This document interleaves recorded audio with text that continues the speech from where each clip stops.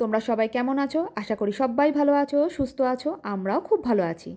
তা আজ মঙ্গলবার, ওদিকে মিঠি ঘুমাচ্ছে আর এদিকে গুনগুন কলেজের জন্য রেডি হচ্ছে। রেডি হয়েই গেছে। আমি কিন্তু এদিকে মিঠির টিফিনটা স্কুলে নিয়ে যাব, টিফিন রেডি করে ফেলেছি। ওকে কিন্তু ডাকছি, কিছুতেই উঠছে না। গুনগুনের আজকে তাড়াতাড়ি যেতে হবে। কারণটা কি বলছি। আর এদিকে জানো, এখন কিন্তু বাজে 6:35 মতন, 40 বাজবে বাজবে করছে। আমি খুব তাড়াহুড়া করছি, তার মধ্যেই ভিডিওটা শুরু করলাম। আমার টিফিন হয়ে গেছে, মিঠিকে অনেকক্ষণ ধরে ডাকাডাকি করছি, উঠছে না। এরই মধ্যে আমি ওকে দিয়ে চলে এসেছি স্কুলে। জানো, তখন আর একদম সময় হয়নি ভিডিও করার। কারণটা কি জানো তো, এত দেরি করে ওঠে না, তার মধ্যে অটো পাওয়া, রিক্সা পাওয়া খুব সমস্যা হয়ে দাঁড়ায়। ওকে রেডি করে নিজে রেডি হয়ে বেরানো চারটিখানি কথা না। মেয়েকে দিয়ে এসে এই একটুখানি বসি, ফোন ঘাটাঘাটি করি। এরই মধ্যে আমি কিন্তু রান্নাবান্না শুরু করে দিয়েছিলাম।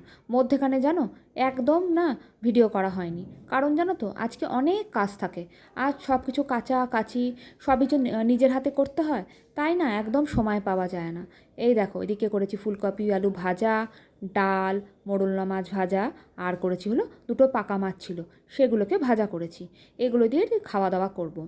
আজকে জানো তো, ভাবছি একটুখানি সন্ধেবেলা মিঠি যখন আসে, মেয়েটার তখন খুব খিদে পেয়ে যায়। তাই সন্ধেবেলার জন্য এখনই করে রাখবো স্যুপ। তাহলে দেখো, স্যুপের মধ্যে কী কী দেবো। দেবো হলো গাজর, বিনস, একটু ক্যাপসিকাম আর একটা আলু। আলু দিই যাতে চটকে দিলে বেশ ভাল লাগে, মানে মাখা মাখা হয় স্যুপটা। আর এই দেখো, এদিকে নিয়ে নিয়েছি হলো গিয়ে কয়েকটা সলিড মাংসের পিসটা না মাংসগুলো বেঁচে ছিল, তাই ওই পিসগুলো নিয়ে নিয়েছি। আর এদিকে টমেটো একটা গোটা মতন বড় মতন সাইজের পেঁয়াজ, আর কয়েকটা রসুন, আর একটুখানি আদাটাকে না কুচি কুচি করে নিয়েছিলাম। আর এই দেখো, দিয়ে দিলাম হলো গিয়ে বাটার দিয়ে করব। সাদা তেল বা সর্ষের তেল কোনো কিছু ইউজ করব না, এটাই যা তেলের কাজ করবে। আর এই দেখো, দিয়ে দিলাম টমেটো, পেঁয়াজ, আদা, রসুনগুলো সব দিয়ে দিলাম, বড় বড় করে কেটেই দিয়ে দিয়েছি। তার মধ্যে সবজিগুলোও দিয়ে দিলাম, হালকা একটু ভাজা ভাজা করব। আর করতে করতে নাড়াচাড়া করে দিয়ে দেবো হলো গিয়ে মাংসটা।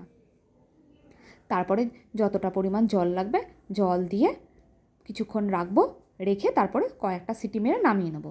আর দিয়ে দিলাম নুন আর হলুদ। যখন নামানোর পর যে যেমন মতন মানে ঝাল খাবে সেই পরিমাণ মতন গোলমরিচ দিয়ে নেবে। আমি যেমন দিই না, কেননা মিঠি একটু কম ঝাল খায়, আর স্যুপের মধ্যে দেখবে বেশি ঝাল দিলে ভালোও লাগে না। অনেকে আছে আবার স্যুপ খুব ঝাল ঝাল খায়, মিঠি আবার খেতে পারে না, সেই জন্য না বেশি ঝাল দিই না। একটা গোটা কাঁচা লঙ্কা চিড়ে দিয়েছিলাম, আর কিছু দিইনি। এই দেখো, এবার একটু হালকা ভাজা ভাজা হয়ে গেছে, আর জল দিয়ে দিলাম। খুব একটা ভাজি না, আর অল্প ভেজেই দিয়ে দিই। তাহলে এবার প্রেশার কুকারটা বন্ধ করে দিই। 3টে মতন সিটি মারলে নামিয়ে নেবো। ঠিক তাই, 3টে মতন সিটি মেরেছে আর নামিয়ে নিয়েছি। এই দেখো, একটু ঘাটা ঘাটা হয়েছে। এই ঘাটা ঘাটাটাই আমার ভাল লাগে। খুব একদম গলে গেলেও ভাল লাগে না, আবার খুব একদম মানে সবজিগুলো তাকিয়ে থাকলেও ভাল লাগে না। তা যাই হোক, এখনও কিন্তু আমি গোলমরিচের গুঁড়োটা দিইনি। যে যখন খাবে তখন গরম করে উপর থেকে গোলমরিচের গুঁড়োটা দিয়ে দিলেই ভাল লাগবে। আর আমার মেয়েকে তো তোমরা যদি চিকেন সেদ্ধ করে একটু গোলমরিচ গুঁড়ো বা একটু ঝাল মশলা দিয়ে দাও, তাতেই খেয়ে নেবে।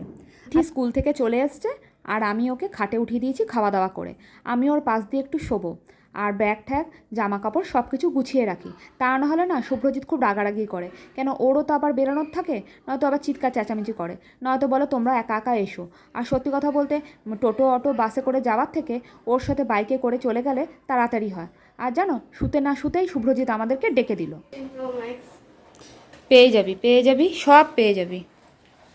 বাবা আজও ভাঙা ভিভো নিয়ে চালিয়ে যাচ্ছে জীবন।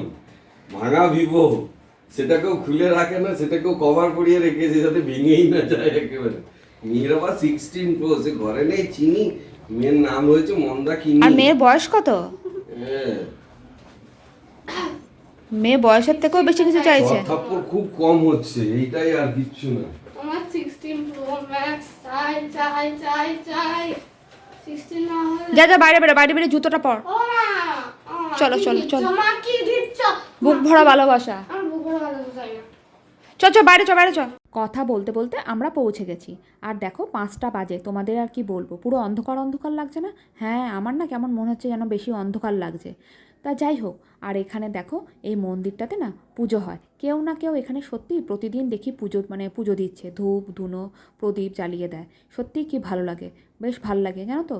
আর দেখো, পেছন দিকের ওই পার্কটা, সব বাচ্চারা এখানে এত দৌড়াদৌড়ি করে, তারপরে ঠিক ওই পার্কটায় গিয়ে বাচ্চারা আবার একটু দৌড়াদৌড়ি করে নেয়, খেলা করে নেয়। তা যাই হোক, তা যেটা বলছিলাম, গুনগুন কেন যাচ্ছে তাড়াতাড়ি কলেজে? কেন যাচ্ছে বলো তো? ওদের তো 14ই নভেম্বর আসছে, মানে চিলড্রেন্স ডে। সেজন্য গুনগুন যাচ্ছে তাড়াতাড়ি কলেজে। ওদের কলেজে এক্সিবিশন হবে, সেজন্য ওদের কি অনেক কাজ করতে হচ্ছে, সেজন্য ও চলে যাচ্ছে। আর এদিকে দেখো মিঠি চলে এসছে, ওর একটুখানি খিদে খিদে পেয়েছে। আমি বলছি বাড়ি চ, ঘরে চিকেন স্যুপ করে রেখে এসেছি। তা যাবে না, কিছু না কিছু হাতে নেবে, তারপরে তো বাড়ি যাবে। এই দেখো নিয়ে নিয়েছে একখানা চকলেট। আর এই যে আমরা দাঁড়িয়ে পড়েছি বাস স্ট্যান্ডে। কখন বাস আসবে জানি না। এটা বাস স্ট্যান্ড বলা যায় না, এটা রাস্তার উপর থেকে বাসটা দাঁড়ায়, হালকা হয় বাসটা। আর একটু সামনে গেলে বাস স্ট্যান্ড, কিন্তু বাস স্ট্যান্ডে গিয়ে প্রচণ্ড ভিড় থাকে। কিন্তু এখান থেকে দেখতে পাচ্ছ এখানে সব বাস দাঁড়িয়ে থাকে, কিন্তু সব ফাঁকা। যে বাসগুলো আর রাত্রেবেলা চলবে না সেই বাসগুলো এসে দাঁড়িয়ে যায়। আর এদিকে আমরা ঘরেও চলে এসেছি। মিঠি এখন কথা বলছে ওর 2 মাসির সাথে আর দিন্নার সাথে। চিলড্রেন্স ডেতে ওকে কে কী দিচ্ছে সেটা আগে থেকে জিজ্ঞাসা করে নিচ্ছে। তা যাই হোক, আজকের জন্য ভিডিওটা এখানেই শেষ করছি। তোমাদের যদি ভালো লেগে থাকে একটা like, comment, share and subscribe করতে একদমই ভুলো না। ভালো লাগলে কমেন্ট করে অবশ্যই জানিও। আর প্লিজ তোমরা পুরো ভিডিওটাকে ওয়াচ করো। তাহলে আজকের জন্য এখানেই শেষ করছি। তোমরা সবাই ভালো থেকো, সুস্থ থেকো, সাবধানে থেকো, আর সকলকে ভালো রেখো। এখনকার জন্য টাটা, গুড নাইট।